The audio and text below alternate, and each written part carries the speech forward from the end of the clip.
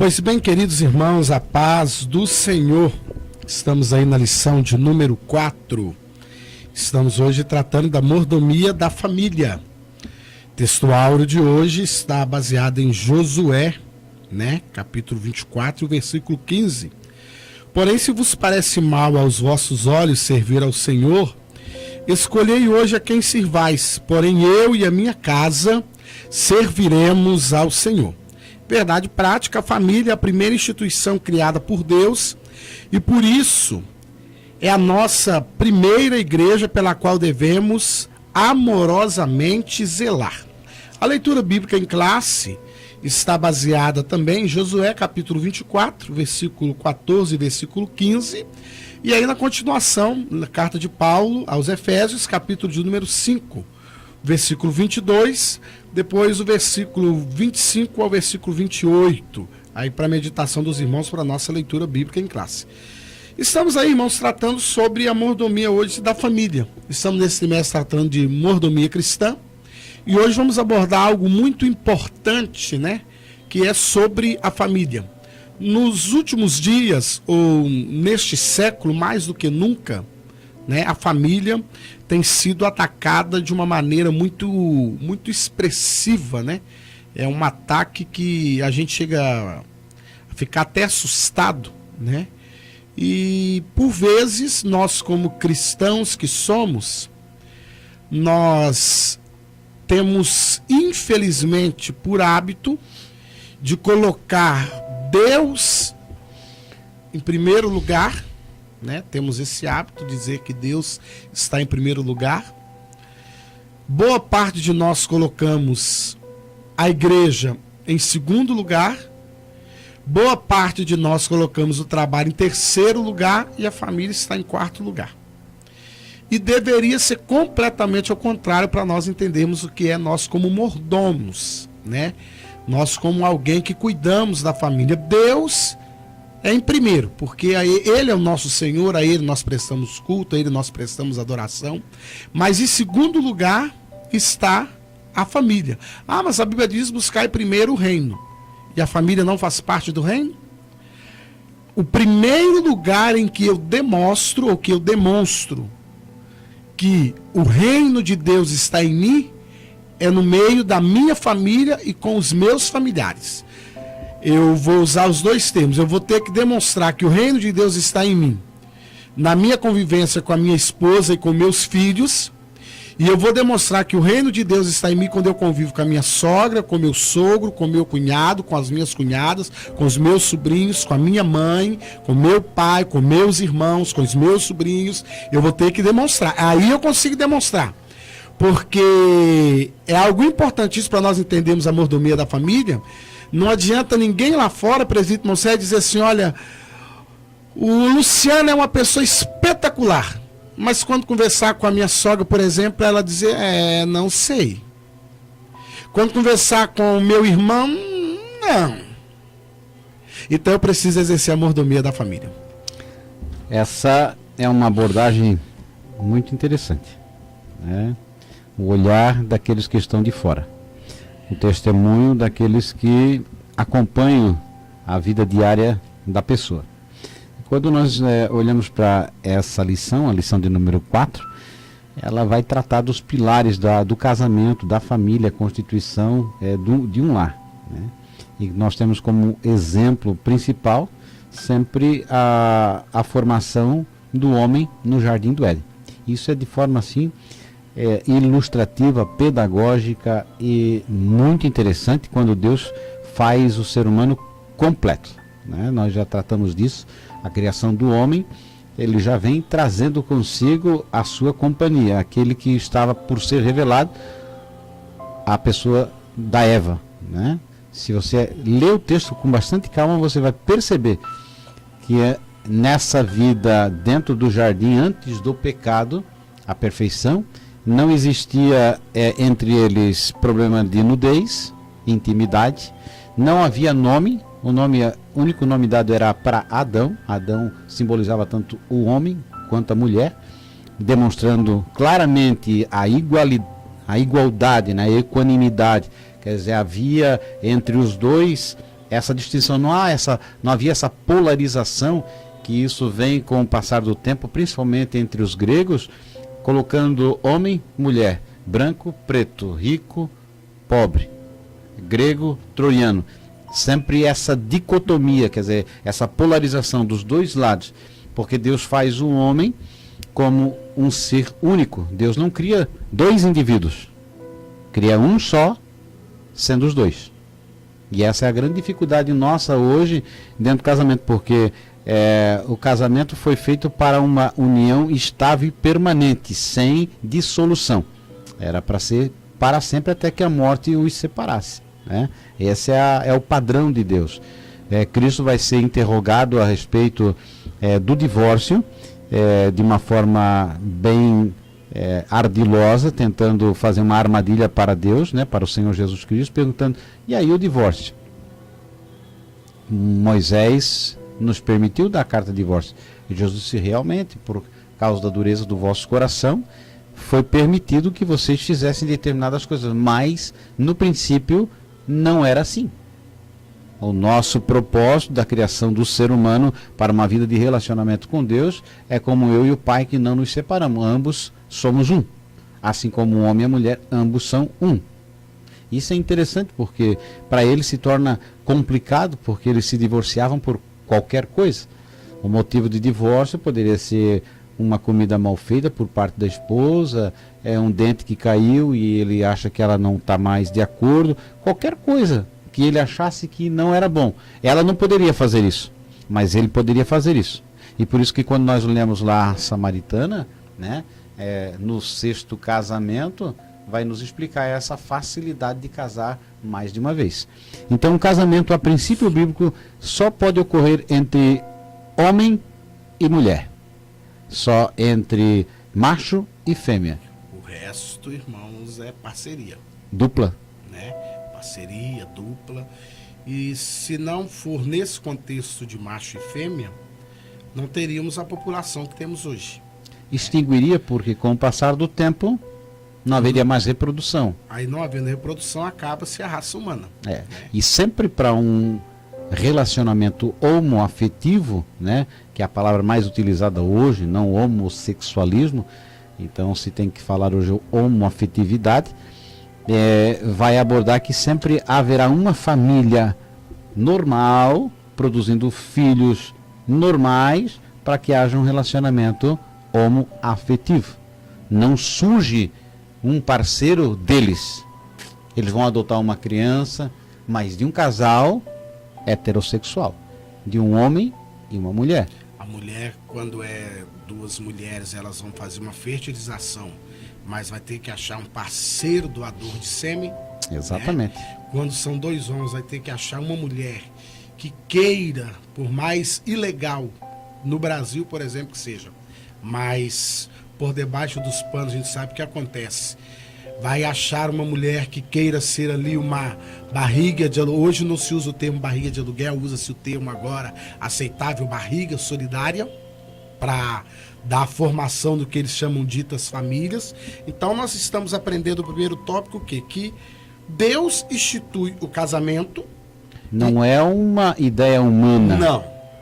Não é algo que o homem inventou e que Adão olhou e falou: não gostei, vamos começar. Não. A Eva, quando Deus cria Adão, Deus já cria a Eva junto. Aí você, pastor, pelo amor de Deus, e aquele sono?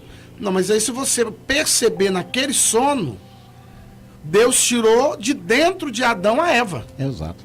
Então, da mesma matéria, da mesma substância. Matéria. Então, quer dizer, Deus tira de dentro de Adão a que seria companheira de Adão. Origem da família, por quê? Quando Adão e Eva convivem e geram filhos, ali forma-se a família. Mas se fosse duas Eva, não tinha família. Não. Se fosse dois Adão, não teria família. Não. Então nós vamos aprender aqui de maneira bem simples, categórica, de maneira que não dá nem para discutir, porque tem assunto que você pode discutir, mas esse aqui não dá para discutir. Macho e fêmea os criou. É isso aí. Aí Deus mesmo vai falar: unir-se-á o homem e a sua mulher, tornarão uma só carne. E depois Deus dá uma ordem, ó, multiplica, enche a terra, dá seu jeito aí, faz alguma coisa. A ordem de Deus é essa. Então já começa ali com a primeira família. E o interessante é que quando você olha essa união, ela pressupõe sempre uma vida de igualdade. Não existe superior ou inferior. Não existe a Eva sendo, porque ela tem que ser mulher, então tem que ser menor, ou o homem tem que ser menor. Não, os dois são ambos uma só carne. Então não há disputa de lugar. Existe sim, como diz, posições diferentes, né? Você pega uma colher para cortar uma faca, para cortar uma carne? Não, utiliza uma faca. Quer dizer, mas a colher é necessária para tomar uma sopa, não com uma faca. Os dois têm utilidade. Então, cada um tem a sua posição no relacionamento. E é interessante que até o tratamento de Deus, o próprio Deus em si não faz uma diferenciação, porque quando Deus dá a sentença sobre o pecado, Deus ali não faz uma diferença para Adão e uma diferença para Eva. Deus fala com Adão: agora você vai, do suor do seu rosto você vai comer, e a terra vai produzir espinhos e abrolhos para você ter dificuldade, e a Eva, com dores, vai dar luz a filhos. Sim. E Deus não fala assim: eu vou colocar a Eva para fora e vou dar uma chance para Adão, porque quem comeu o fruto foi a Eva, e a Eva que convenceu Adão. Deus os trata por igual. Bem da realidade, se você não olhar com um olhar tão romanceado, você vai perceber que a opção de Adão comer não é de forma, como se diz, violenta. Não há um relato. Ele provavelmente, quando viu o que ocorreu, isso, claro, na minha imaginação, olhou e disse assim: e agora? Quer dizer, eu vou participar porque ela é minha esposa, ela saiu de mim. Eu não vou ficar sozinho. Eu vou preferir sofrer com ela do que ficar no paraíso sozinho. Ainda que Deus poderia fazer outra, né? Mas foi solidário a queda, né? E isso demonstra a união, como eles estavam tão unidos que quando ela participa, automaticamente ele também participa, porque é a mesma carne. É um mistério, né? Porque na realidade ali ele olha e percebe aonde eles vão. Desobedeceram, então não tem como voltar atrás. E ele não vai deixar ela sozinha. Porque quando Deus aparece na viração do dia, Deus chama por ele, mas e não pergunta o que tu fizeste. Pergunta aonde estás. Porque isso é uma questão assim... porque alguém prega o que fizesse. Não. Há uma pergunta. Aonde estás? Né? O que tinha feito, Deus já sabia. Sim. E aonde ele estava também, Deus também já sabia. Mas o nosso Deus, sempre a graça à frente, dando para Adão uma oportunidade de Adão contar o que tinha acontecido. E voltando para o casamento, algo importantíssimo para você, professor, passar: todo casamento, para que ele vá à frente e ele dure, e ele tem que durar, tem que haver algo importantíssimo, que é essa cumplicidade, né? Isso é muito importante porque aqui nós temos faixa etárias diferentes. Eu estou 17 anos. Eu estou dia 18 de agosto eu faço... nós, né? Vamos fazer 29 anos de casado. Então, 12 anos a mais ele tem de casado do que eu, né? E eu... Mas porque eu estou com 40, vou fazer 49, né? Então eu fiz 17 agora e vou fazer 39. Não tinha como tu estar na mesma que eu. Então, mas para os irmãos ver algo muito importante, acho que nós dois vamos conseguir entender, é essa cumplicidade. Então você, professor, passar para o aluno: casamento, ele é indissolúvel, não tem como terminar. Mas irmãos, tudo tem jeito.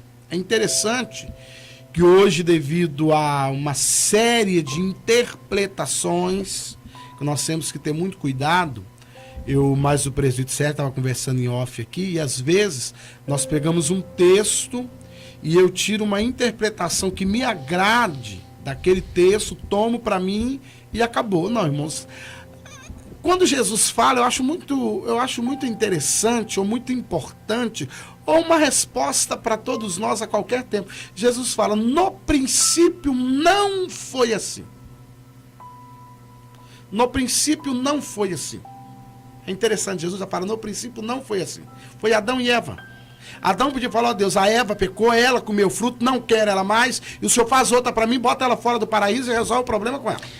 E eu, por exemplo, já tive a oportunidade, né, de vivenciar isso, de alguém chegar, no caso, pedir um conselho para mim, na realidade não um conselho, mas uma confirmação do que ele já estava em mente, né, a respeito do casamento.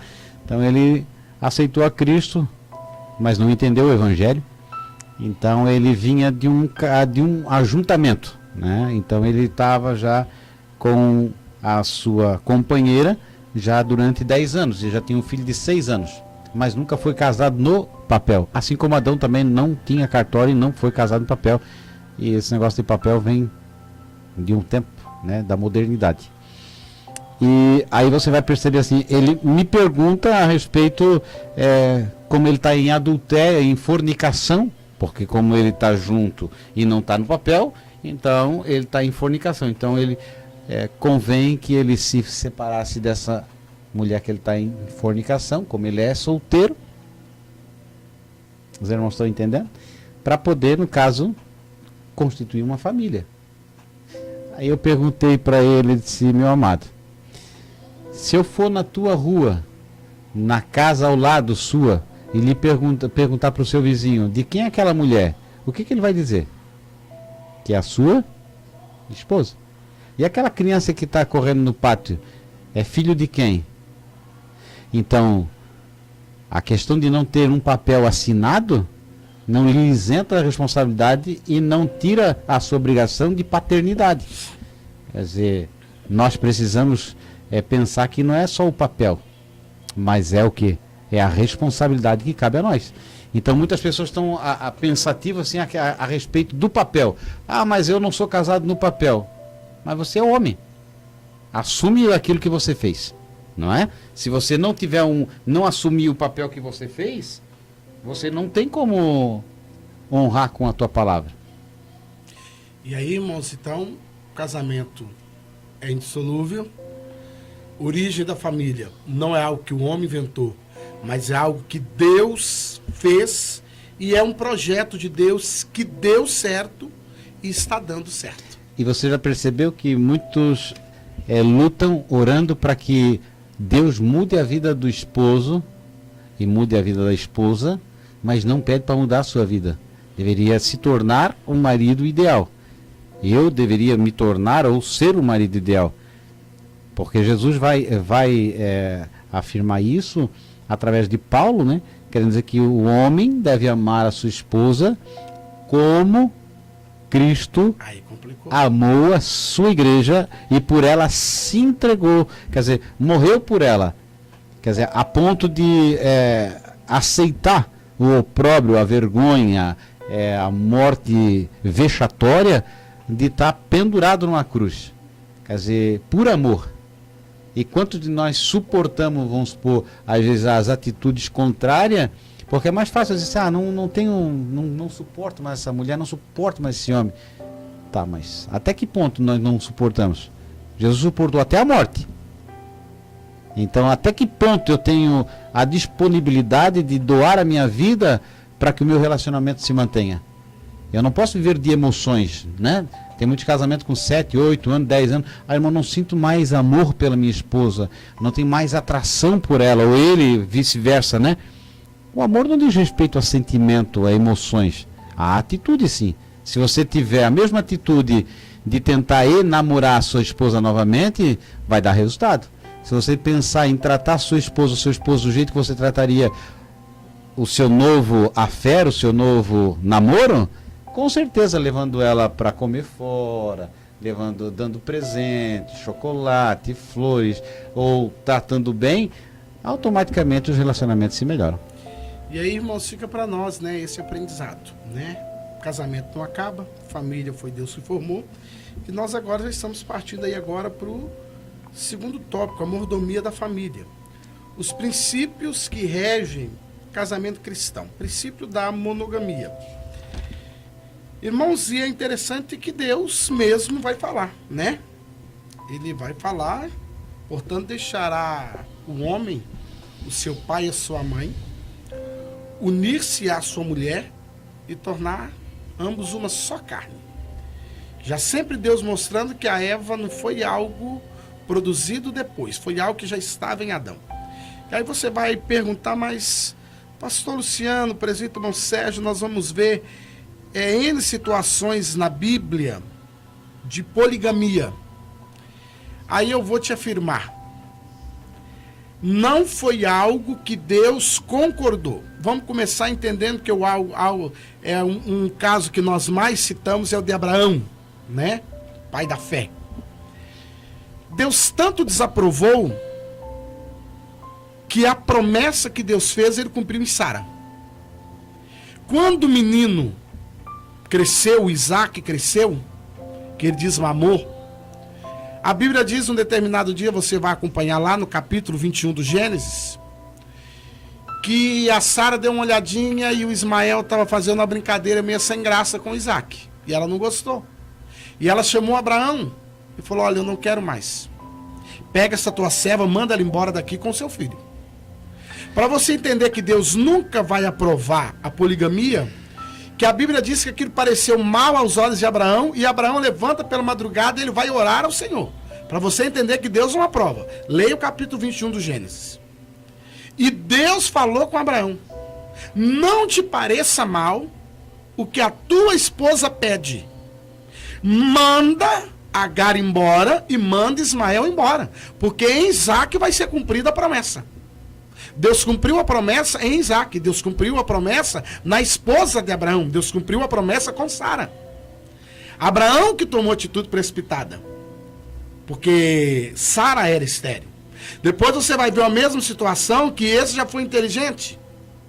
Você vai ver que Isaac, já diferente do pai, ele ora por 24 anos. Quando você faz a contagem, ele vai orar 24 anos até que os seus dois filhos nascem, que é Jacó e Esaú.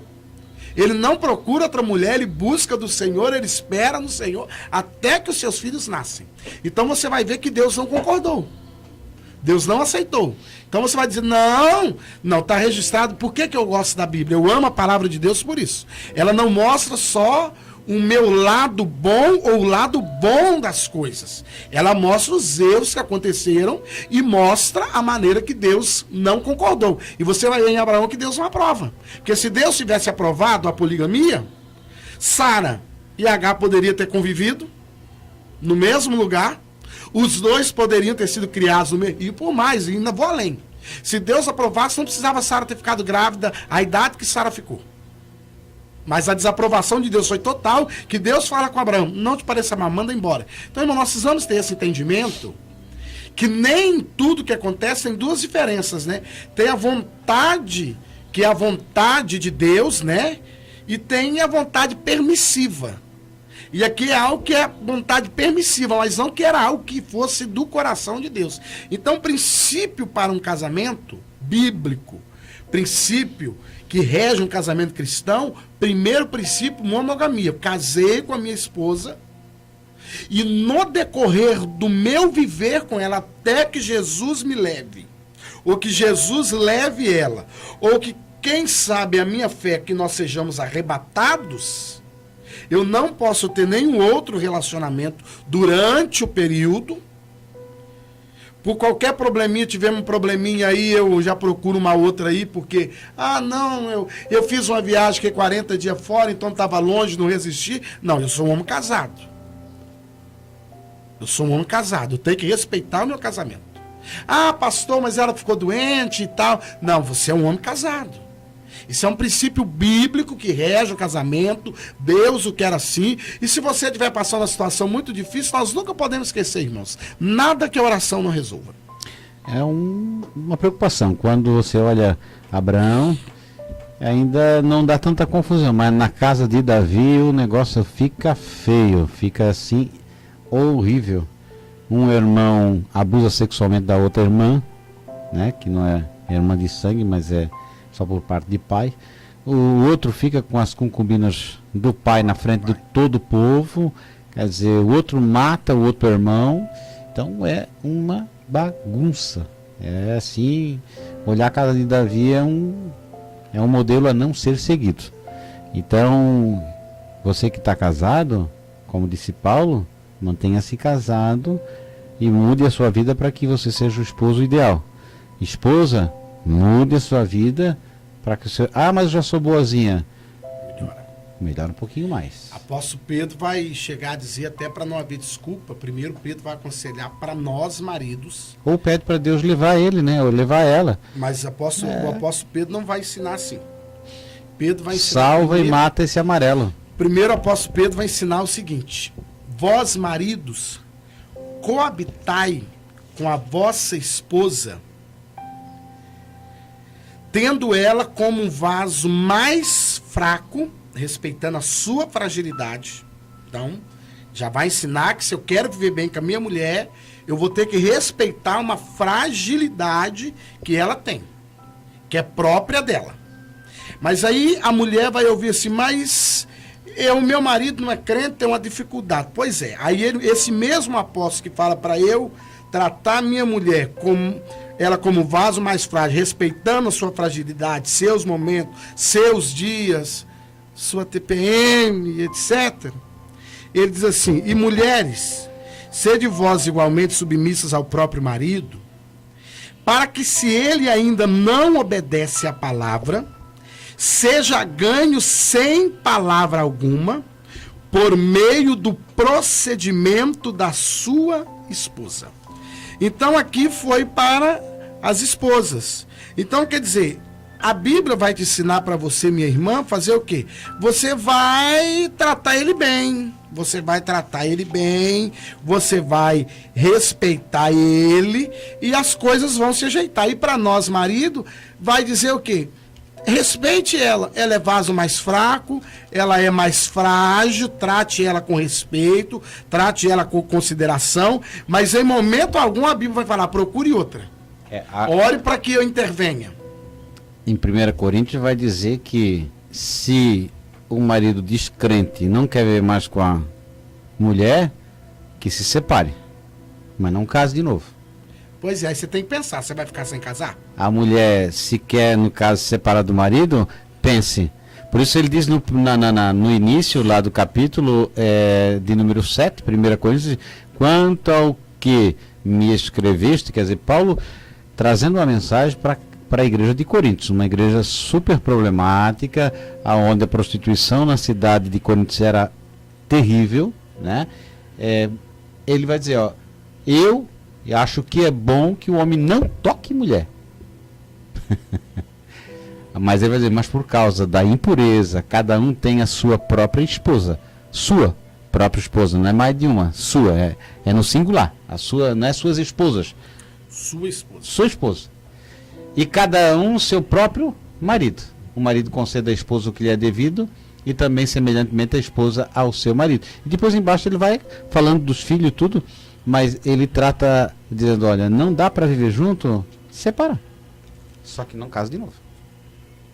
Tanto que casa com a repudiada ou com o repudiado, cometem adultério. Ai, mas ele me traiu. Bom, cada um corre o risco conforme querer. A Bíblia vai, vários versículos dizer que não é bom que case. Mas cada um deve saber o que faz, né? Eu aconselho pela palavra que deveria ficar só, mas é porque não está na minha pele. Realmente não estou na sua pele. Se eu tivesse na sua pele, talvez eu tomasse a mesma decisão que você. Mas como eu não estou na sua pele, eu vou pela palavra, dizendo que nós devemos, por isso, tratar o casamento como uma coisa séria. Quando você vê um menino de 17 anos namorando, você que é pai, né? Ele não tem casa, ele não tem salário, ele não tem como sustentar, mas está abrasado, vive com vontade de fazer, né? De estar junto com a moça. A moça de igual forma. Como é que vão casar? Aí a moça tem um padrão de vida na sua casa, o pai compra shampoo, condicionador, vestido, roupa, leva ela para jantar fora. Aí ele vai se casa com essa menina, vai ter que depender dos pais, vai ter que morar de aluguel, não vai poder deixar ela fazer uma faculdade porque não tem dinheiro. Imagina, começa tudo errado. Então nós devemos pensar. Eu quando casei tinha 19 para 20 anos. Fui morar, não tinha casa também. Mas nós partimos do princípio que começamos, vamos terminar. Vamos lutar junto. Passamos dificuldade, hoje nós temos a nossa própria casa, lutamos, nos esforçamos, Deus tem nos abençoado, temos 2 filhos, mas não é um mar de rosa. Tem hora que, né, ela pede para que eu vá para a eternidade, e eu peço para ela que vá para a eternidade, mas Deus diz que não, é para mim ficar um pouco mais, para ficar um pouquinho melhor o negócio. Então é assim, nós vamos caminhando. Por quê? Tem que ter. E aqui vai a prioridade da família, como disse o pastor Luciano. Nós, por vezes, como pais, queremos colocar sobre a igreja ou sobre o Estado a responsabilidade de criar os nossos filhos. Nós estamos vendo que o menino ou a menina está indo para o caminho que não se deve andar. E nós fizemos de conta que não é nada. Vem um bilhete do colégio, nós não vamos na reunião, não vamos na secretaria tratar. Damos razão para o menino e para a menina que xingou o professor e a professora. E achamos que temos nosso direito. E o negócio está indo. Quer dizer, quando você pega um pepino que está dentro de uma garrafa, você diz assim, mas como é que esse pepino entrou aí dentro? Porque ele entrou quando era pequeno. Ele se amoldou aquele espaço. Então, tem um ditado que diz que a gente torce o pepino quando é pequeno. Depois se torna muito mais difícil. Então nós temos que tomar o cuidado que os nossos filhos requerem atenção, requerem tempo, né? Por vezes você só quer se dedicar à vida espiritual, oração, jejum, consagração, igreja, jejum, consagração, igreja, fala língua estranha, profetiza, e a casa está virada num... Deus nos acuda. Tanto a casa física chovendo dentro, torneira quebrada, sem conforto para a família, sem uma comida melhor, porque você se dedica totalmente à igreja, e aí quando você está lá, né, profetizando ou falando que ganhou almas, a sua família está virada, olhando para você dizendo, isso aí não é de Deus. Os seus vizinhos vê o mau testemunho, vai e fica todo mundo em casa. Tem pessoas que, por exemplo, recebem uma visita de um parente que veio lá de 400 quilômetros, aí chega perto do culto, não fica com a família, vai para a igreja. Quer dizer, aquela família veio de longe para você comungar com ela, você comer com ela, você mostrar que é filho de Deus. A igreja você tem todos os dias. Você pode voltar no culto. Dá atenção para sua família, faz a comida, senta junto, fala das coisas de Deus. E na segunda você vai na igreja, domingo que vem vai na igreja. Ah, mas nós aprendemos já, né? Já passamos a lição que nós aprendemos. Já que nós somos na mordomia cristã, nós aprendemos que nós apresentamos o melhor culto quando nós apresentamos o nosso corpo em sacrifício vivo, santo e agradável a Deus. Então eu não preciso ir ao culto. Mas isso não quer dizer que eu seja um desigrejado. Não, claro. De jeito nenhum. Então é só para os irmãos entender o que o presbítero Conceição quer falar, que nós temos... Há momentos que nós temos que pesar coisas na balança, né? Família é ministério. É ministério. E é o principal ministério. É obra de Deus. É obra, sabe por quê, irmãos? Que adianta, no meu ponto de vista, eu apresentar, não sei se ganhei isso, não sei. Que ganhar, esse negócio de ganhar alma, isso é muito subjetivo no meu ponto de vista. O meu, né? Eu ganhei 100 almas, mas os meus 2 filhos não entraram comigo no céu e minha esposa não... Meu ministério foi um fracasso. Nós vemos a família de Noé. Noé prega para a humanidade, mas a família dele ele carrega. Mas a família vai junto. Vai junto. Então, irmãos, isso é muito importante para a gente entender que é Deus e a nossa família. E interessante, pastor Luciano, porque assim, ó, a nossa família, ela merece o nosso melhor. Tem pessoas que, por exemplo, vão receber uma visita, colocam a melhor toalha, os melhores pratos, os melhores talheres, os melhores copos, para servir uma visita, um estranho, ou até um parente. Quando essa louça, essa toalha, essa mesa deveria ser ocupada pelos membros da família. Quem deve desfrutar dos melhores bens são os que convivem conosco. Porque no final da vida só vai restar aqueles que estão ao nosso lado, os nossos filhos. Quer dizer, por isso hoje às vezes nós vemos uma dificuldade que até no meio evangélico, filhos que chegam no final da vida mandam os pais para o asilo, abandonam os pais. Quer dizer, quando você nasce, o ser humano é a única das espécies, ou uma das únicas espécies que demanda muita atenção. Um bezerrinho nasceu, já está andando, na mesma hora. Um cavalinho, a mesma coisa. Filhote de peixe, a mesma coisa. As cobrinhas, de igual forma. As mães nem estão lá, elas já estão... Agora, o ser humano precisa ser lavado, tratado, alimentado. Até ele poder andar, ele consome pelo menos aí, acho que andar é 1 ano e pouco, né? Mas até ele criar uma autonomia, uns 14 aninhos, 12 aninhos, para dizer assim que já pode fazer alguma coisa. Ele pode sair com os 12, mas para ele ser alguma coisa, não é 16, 17, aí você vai assim, são 16 aninhos que o pai e a mãe cuidou daquela criaturinha, que pagou colégio, que comprou roupa, que alimentou. E aí quando a mãe ou o pai está com 70 anos, que vai só depender dele mais 7 anos, 8 anos, o que ele faz? Eu não vou desperdiçar meu tempo, eu tenho que trabalhar, eu tenho que ir para a faculdade, eu tenho que estudar. E aí manda para um asilo, manda para uma casa de repouso, paga um guardador, não que não possa pagar, mas não dá mais atenção, porque aquilo ali parece como uma fruta que você espremeu e já não tem mais nada para te dar, aí você despreza. E a Bíblia vai dizer que se você não cuida nem dos seus... 1 Timóteo 5,8, né? Então isso é muito importante. Outra coisa, irmãos, a família é algo tão importante. Nós fazemos uma crítica quando pregamos, a maioria dos pregadores faz uma crítica muito ferrenha ao povo de Israel, ao povo hebreu, quando eles pedem um rei. Mas eles pedem um rei baseado em 2 situações. Os filhos de Eli, problemáticos, não dariam para eles continuar. Eles não poderiam julgar o povo. E quando você vai olhar a história dos filhos de Samuel, não davam.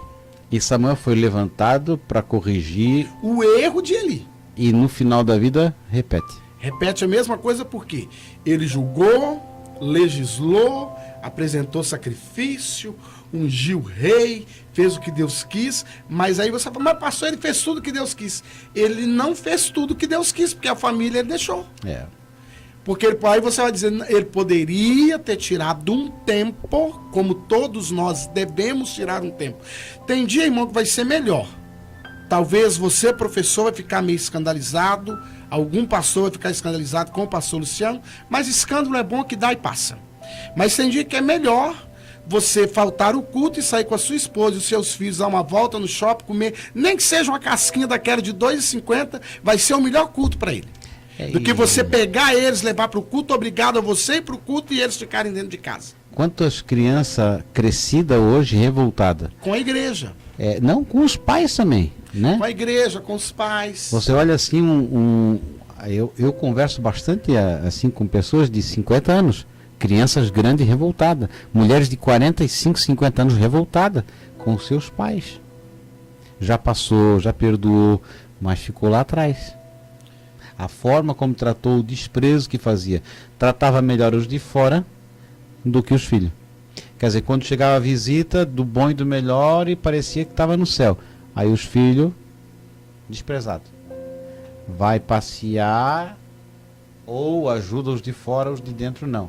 Quer dizer, não tem aquele trato, aquele carinho. O filho do vizinho, nossa, fez isso, é um elogio. O próprio filho faz, não faz mais do que obrigação.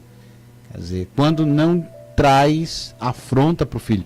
E é o que a Bíblia diz, não trazer a ira aos filhos e os filhos aos pais. Quer dizer, pai que trata o filho com menosprezo, seu burro, seu não sei o quê. Quer dizer, bota nome de animal que nem ele é, né? Porque o que gerou não é isso. Não é, então ele não é. Ele não é. Então são coisas assim que parece tão pequena, irmão, mas a vida cristã ela é completa. Ela mas não... é interessante, presidente Sérgio, que o pequeno é o seguinte, né? Uma semente de abacate, por maior, por menor, ela é pequena.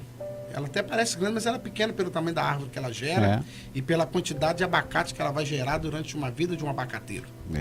Então nós temos que pensar nisso. Uma coisinha pequena que eu faço ao meu filho hoje, ele gera alguma coisa. Ele vai gerar. E nós precisamos rever conceitos com a nossa família. Hoje o que está acontecendo? Eu observo no culto, eu vou para o culto e meu filho pequeno, eu dou para ele o celular. Sabe que então o que eu estou ensinando para ele? Que o culto é lugar de quê? Jogar. Brincar. Lugar de jogar, lugar de ver. Eu não nada contra quando levo as crianças para um culto à parte, mas como eu fui criado na igreja, que as crianças participavam Mas de na tudo. tua época não tinha celular. Pode ser por isso. Porque na minha época, a gente, como criança. Era da rodinha ainda, não era? O telefone era de rodinha, irmãos. E na minha rua nós fomos o primeiro a comprar a linha e era coisa chique quem podia ter. Naquela época não tinha senha, mas tinha cadeado. Tinha um cadeado. Até o dia que a gente descobriu que batendo na tecla dava para discar também. Do mesmo jeito. Aí o que acontece, irmãos? A gente participava de todos os cultos e o pai já te orientava. Bebe água, vai no banheiro antes de entrar. Mas parece que na nossa época agora, não sei se é o sal demais na comida ou a diabetes. Eu não sei, até os mais velhos estão Até os mais velhos, eles dão uma sede, é uma loucura, levam para o púlpito água. E em casa não bebe tanta água. É um povo que não bebe água em casa. Mas no santuário, eu não sei se é o sal. Aí, irmãos, é uma coisa horrorosa. E eu quero dizer... É vontade no banheiro em casa também, ou no trabalho não vai tanto no banheiro, mas... Não, no trabalho você não vai porque o gerente está ali, a câmera está ali em cima. Se você for tantas vezes, vai ser descontado. Então, irmãos, nós temos que rever conceitos. É a questão, assim, de ensinamento, porque nós estamos terminando esse tópico aqui, que já é esse relacionamento... Antes de terminar, nós podíamos fazer uma recomendação para... Eu fui numa igreja, né? Eu vou dizer na Universal do Reino de Deus, lá em São Paulo, no Templo de Salomão, né? E lá eu achei interessante, gostei demais daquilo. Você passa, tem um armário com várias caixinhas e você põe câmera fotográfica e telefone lá. Aí você passa a ter um detector de metal. E para garantir que você não burlou o sistema, tem mais aquele aparelhinho que eles fazem assim, né? Passa em você como fosse uma revista. E aí você está isento, livre de pecar. Aí você não acessa o celular. Até rimou. Porque, irmãos, por vezes você vê até uns abençoados que são, né, graduados, que estão batendo foto e já postando, e já respondendo, e já entrando no céu, sei lá. É uma falta de reverência, de respeito. Você não resolve problema na igreja, você vai para adorar, glorificar a Deus, deixa o celular no carro, deixa em casa, não leva para a igreja, porque cai na tentação ainda de você... E infelizmente, irmão, se ele tiver a vista... Isso é um mau exemplo para os nossos filhos. Porque eles vão dizer, eles também mexem, pai, ó. E outra coisa, e nós quando formos intervir, chamar a atenção, não, pai, isso também. Ele não vai, porque o filho ele respeita, ele não vai Tem falar. medo, né? Tem medo. Ele tem medo e ele não vai falar, mas pensa, mas você está me chamando a atenção, você faz igual, que aí é o pior. Então tem que ter esse relacionamento entre pais e filhos, ele tem que partir dentro de casa, ele tem que ser um bom relacionamento em casa. Eu acho muito importante quando o filho tem em mente, não é que ele pode errar, mas ele tem em mente que ele tem um pai e uma mãe com quem ele pode contar. E contar imagina, eu errei, posso chegar em casa... Eu vou contar, eu vou ser corrigido, mas não vou ser jogado para fora. Não vai ser violentado. Não vou ser espancado. Porque, olha, você não tem ideia, eu trabalho como voluntário em uma associação que cuida de crianças, casos, vou falar baixinho, né, só entre nós, de pessoas que são evangélicas e são abusadas pelos pais dentro de casa. Você entendeu? Filho de cristão que é abusado pelo pai ou parente dentro de casa. Quer dizer, crianças que chegam com costela quebrada, braço quebrado, dente quebrado. Quer dizer, porque você olha assim, eu acho que uma violência tremenda, porque é uma covardia quando alguém agride um que não é da mesma força, da mesma estrutura. Uma criança pequena não tem como resistir à minha força. Então eu imponho sobre ela um domínio. Quer dizer, eu violento ela. Eu posso ensiná-la de forma diferente. Eu me lembro quando o meu filho era menor, eu dizia, quando chegar em casa a gente conversa.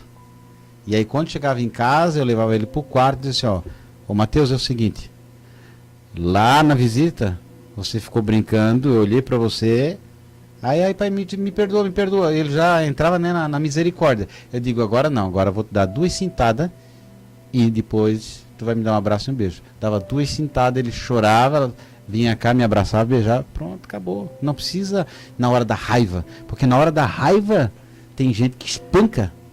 E a criança não foi, a varinha é para dar na hora da correção, não da hora da raiva. Porque na hora da raiva você fica cego, você fica insano.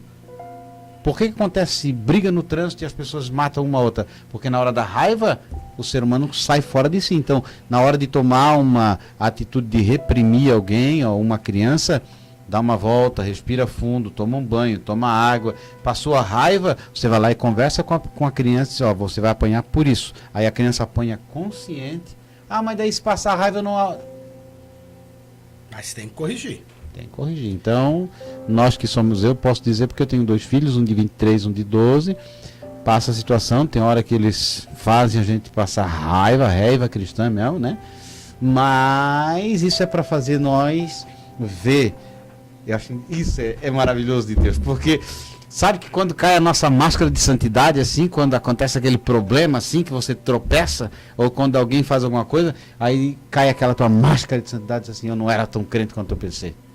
É porque assim, presbítero Sérgio, nós temos um problema. Vou só falar, porque agora já pensei, comecei, vou encerrar o pensamento. Estamos quase finalizando já. A nossa santidade, eu gosto muito de ser santo, visando você. Claro. Aí o meu comparativo, o meu parâmetro é melhor, você. Né? Aí é fácil. É fácil. A dificuldade é quando o meu parâmetro é outro nível daí, né? Essa era a dificuldade de Isaías. Ele viu, eu não estou dizendo que o povo de Israel, que o povo hebreu estava bem. Não. Mas ele falou vários ais para o povo hebreu, para o povo de Israel. Mas por quê? Porque o parâmetro era as pessoas. Né? Então, aparentemente, ele estava bem. Mas quando ele entra no templo e ele vê o Senhor, ele fala, ai de mim. Ai de mim que vou perecendo, ele chega a uma conclusão. Ele até lembra que fala umas coisas que não devem. Eu não sei nem se ele era contador de piada, ou se ele falava palavrão. Eu não sei o que ele fazia. Eu só sei que ele fala o seguinte, ai de mim que vou perecendo, eu sou um homem de lábios impuros, os meus olhos viram o Senhor. Mas piada só conta quem não é crente, né, irmão? Vai nessa. Crente não. Vamos pro terceiro ponto. A família cristã sob ataque, né? Essa da ideologia de gênero, né? E começa-se nesse estado do primeiro materialista, né, irmãos? Nós sempre temos muito cuidado, nós como cristãos. Primeira coisa, nós estamos perdendo aquele foco de valorizar a palavra no lar. Nós estamos permitindo que a nossa família se torne materialista. Eu tenho uma filha de 16, vai fazer 17 agora, dia 8 de agosto, e tenho um de 13. Então, eu não posso dar tudo o que eles querem, né? Então, qual que é a visão materialista que nós já estamos tendo? Melhor celular, melhor tênis. Eu conheço mães e pais que trabalham arduamente para pagar longas prestações de tênis caríssimos. Aquele que tem um bumerangue. Né? E de celular de última geração, para que o filho não se sinta inferior. Aí veio conversar uma dessas mães, falei, não, irmã tá errada. Lá o meu pode ter um com a tela quebrada, ele vai ficar com a tela quebrada, porque é o que eu pude dar e já quebrou a tela, e eu não posso trocar e nem pude mandar arrumar, recebe ligação e dá para acessar os aplicativos, tá valendo. O bom até que não acessa a internet. Aí era melhor ainda, mas a gente sabe que não tem como. Porque aí hoje, com essa questão do materialismo, é muito mais fácil eu estar na frente de uma televisão apreciando o programa que eu quero, a série que eu quero, e meu filho está acessando a pornografia lá no quarto. Está jogando online com um camarada lá do outro lado do mundo, aprendendo um monte de coisa. Marcando um encontro com um marmanjo, e você está tranquilo. Não está incomodada, porque... Só que o problema vai gerar lá na frente. Por isso nós temos uma geração hoje fraca que quer tudo, porque na realidade nós não queremos se incomodar. Manda para o colégio, manda para a creche, manda para a igreja. Dá o celular, dá a melhor roupa, não incomoda. Eu quero ter o meu tempo livre. Só que esse tempo livre pode custar caro. E outra coisa aí, o presbítero Sérgio tem uma experiência, ele sabe. Ele, como vendedor e atende lojas, nós estamos tendo aqui péssimos funcionários. Hoje não há tanta falta de não resiste pressão. Aí não resiste a pressão do gerente, aí chora, vai embora. É porque chega em casa, tem um hotel que tem Wi-Fi, não é todos os lugares, a gente sabe que tem lugares que, né, que nós estamos falando para o Brasil inteiro, né? Tem realidades que não tem, mas na nossa região em geral, filho, vem para casa, vai ganhar só R$1.000 por mês. Quer dizer, eu estava falando com uma senhora lá de Belém, e lá eles pagam R$300 por mês para uma senhora limpar a casa, por mês, 300. E aqui na nossa realidade... 150 por dia. Então, nós vivemos num lugar... Agora imagina você hoje tem um menino com um celular de R$4.000, R$5.000. Que ele não sabe nem... Dá para comprar uma casa lá naquela região. Não, ele não sabe a dimensão, né, nem do que ele está carregando. Aí você quer preservar ele, aí dá refrigerante, iogurte, salgadinho, roupa boa, colégio particular, investe na criatura e quando ele chega adulto ele ainda acha que é pouco. Aí quer formar, quer um carro, quer dizer, e você pensa que está ajudando, mas está tornando a pessoa sem valores, porque ele não sabe quanto custa tudo isso. O dia que ele tiver que comprar com o dinheiro dele, ele vai ficar frustrado, porque ele vai ver que demora o negócio. E a minha geração, a geração do presbítero Sérgio, eu ainda sou de uma geração que a gente ajudava o pai, né? Sim, eu lavei muita louça, areei muita panela, passei aquele esfregão, sabe aquele esfregão que tinha que brilhar? Eu quando eu estudava na parte da manhã... Mas me ajuda até hoje, porque hoje eu lavo uma louça com uma maestria. E eu chegava logo depois da escola, quando eu estudava no turno da manhã, para levar almoço quente pro meu pai. Nós vendia picolé para comprar material escolar. Para ter alguma coisa. Nossa. Né? E hoje pode perguntar à minha esposa, eu também lavo uma louça e faço uma comida melhor do que qualquer mundo, porque aprendi em casa. Então eu acho que esses valores precisam ser... E aqui, nessa parte aqui, é que vai tocar essa questão da ideologia de gênero. Isso. Além do materialismo, as crianças, no caso, estão sendo hoje ensinadas que a criança não é nem homem e nem é mulher. Ele vai decidir. Tem dia que eu nasço, quer dizer, amanhã, pensando que eu sou uma borboleta. E penso que dá para voar, mas não deu para voar ainda. Esse dia eu estava pensando em voar, mas não deu. Pensei e disse, não, eu sou uma borboleta. E não adiantou, Luciano. Ainda bem que eu pensei que era pelo menos um falcão, né, irmão? Mas, irmão, parece que é piada, mas é o que eles ensinam, né? Não, e o irmão, no Face, não brasileiro, mas americano, tem mais de 100 gêneros. Homem pensando que é mulher, mulher que pensa que é homem, homem que pensa que é mulher e homem. A mulher, olha só, a mulher que pensa que é mulher, mas não gosta de mulher, gosta de homem. É uma loucura assim que você diz, não é possível que o ser humano tenha tanta criatividade. E aí, enquanto Deus fez tão simples, né? Fez tudo muito com perfeito. E aí, o presidente Sérgio, essa questão da ideologia de gênero aqui, é só para os irmãos terem noção. Eu fui no espaço de convivência, festa aí de escola. E aí eu vi meninos brincando assim, né? E a menina brincando de boneca e tal. E o menino foi lá pegar a boneca. E aí, né, irmão, eu sou do tempo que o menino brincava de carrinho. Fui lá pegar o carrinho para dar ao menino. A professora, a pedagoga veio e falou, pelo amor de Deus, isso não se faz. Ele quer a boneca, vai brincar com a boneca. Aí eu lembrei, Jesus amado, eu não estou na minha casa, então eu tenho que ficar quieto. Claro. Aí eu pensei, se nós como pais não ensinarmos em casa e não começar a mostrar a beleza da criação, a beleza do que Deus fez, nós vamos perdendo o controle. Aí eu fiquei pensando naquele menino, se os pais são crentes ou não sei, porque eu não reconheci na hora. E eu fiquei pensando, aqui na escola, ele já está sendo ensinado que ele pode exigir brincar de boneca. Por isso nós temos que acompanhar os nossos filhos. As reuniões de pais. Escolares. Porque lá vai ser tratado, aí eu não gosto de reunião. Eu também não gosto, mas eu vou. Irmãos, eu vou e ainda sou considerado dos que mais falam. E se tiver uma oportunidade para a gente afirmar, porque nós temos que ter convicção do que nós queremos e temos que ensinar. Porque, mas é ensinado sobre Darwin ou sobre teoria disso, mas eu também tenho a minha teoria. Tudo é teoria, então a minha teoria da Bíblia está aqui, ó. É muito mais crível e muito mais fácil de provar do que as demais. Eu digo, lá é muito mais loucura, gente. Para com isso. Eu até, presidente, participei da reunião na escola do meu filho esses dias, e aí alguém falou, você é preconceituoso. Eu falei, não, eu não sou preconceituoso. Eu já tenho um conceito formado, não é um pré.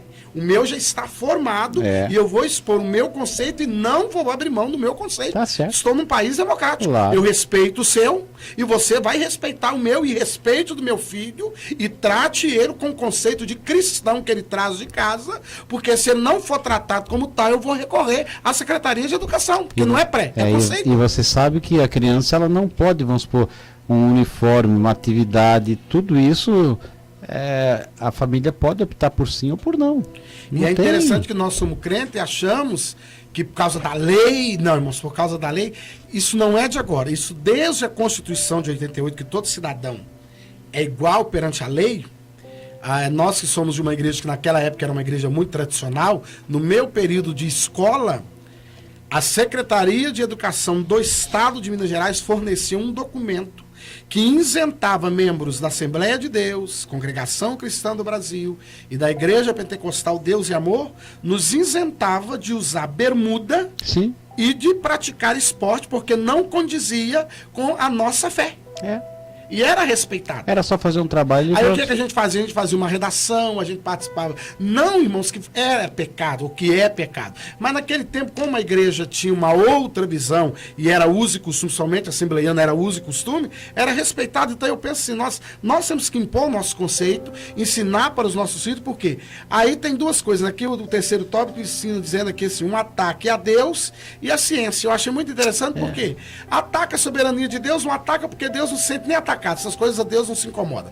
A ciência, porque a própria ciência... Claro. Ela, o que acontece? A própria ciência, para formar um embrião, para ela conseguir fazer lá um neném de proveta, o primeiro que fez, precisou de um óvulo de uma mulher. E depois assim, ó, para seguir o mesmo raciocínio, se uma pessoa muda de sexo, né? Vai lá, faz a mudança. E se ele for tirar o DNA dele... É homem. Pode mudar de nome, pode mudar... É homem. Continua. É interessante, muda de sexo, mas não consegue implantar útero. Não. Eu vou usar um termo aqui, não consegue implantar o pênis. Não consegue implantar. Não. Pode isolar a dita cuja, mas implantar um lá, irmão, para implantar, ele tem que, para implantar é um de borracha ligado no motor que para ele, para prazer, não serve para nada. Pode ter de menor aí ouvindo. Pois é, não, uma coisa tão diabólica que é um ataque de todos os lados. Então nós estamos terminando o quê? A mordomia da família. Preserve a sua família, ore pela sua família, ame a sua família. E nós somos a família de Deus, né? Então, essa lição vai ser maravilhosa para você. Você tem muita coisa que explorar, mas principalmente, seja você uma família exemplar. Antes de falar, veja se você tem condições de falar, né? Veja se os seus filhos podem estar nessa lição, né? Se você é o professor, se os teus filhos podem dizer, não, o meu pai está falando a verdade, né? Não é como aquele que está lá sendo enterrado e todo mundo elogiando, e a mulher disse, opa, vou ver se esse é meu marido, porque estão elogiando tanto, ele não era assim. Então, às vezes assim, nós temos que tomar cuidado.